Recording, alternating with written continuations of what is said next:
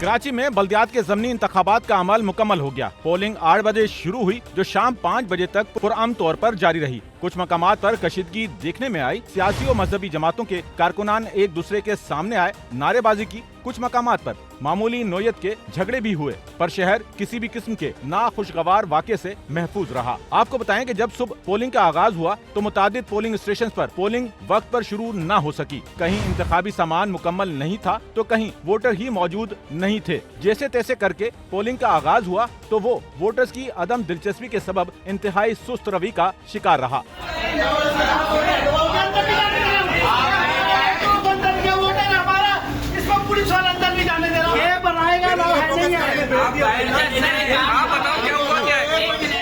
Polling station के बाहर election में हिस्सा लेने वाली सियासी और मजहबी जमातों के कारकुनान की खतीर तादाद दिखाई दी। कहीं कहीं तो वो तादाद आने वाले वोटर से भी ज्यादा थी। सियासी कारकुनान एक दूसरे पर जुमले कसते रहे और नारेबाजी करते सुनाई दिए। शहर कराची में बल्दियाती नशिस्त का एक हल्का ऐसा था जहां शदीद कशीदगी देखने में आई, जहां सियासी जमातों के कारकुनान आमने सामने आए और मामूली नोयत के झगड़े भी हुए, जिसकी इत्तला पर मुतल्लिका SSP भारी नफरी के हमरा मौके पर पहुंचे और हालात पर काबू पाया।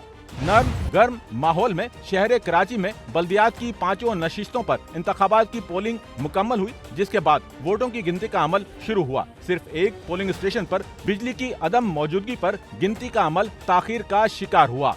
कैमरामैन अमीन के साथ Nauman Rafiq, SNN Karachi. Sachal news network की वीडियोस में खुशामदीद। नाजरीन, वीडियो से मुतालिक अपनी कीमती राय का इजहार कमेंट बॉक्स में ज़रूर करें और चैनल को सब्सक्राइब करें।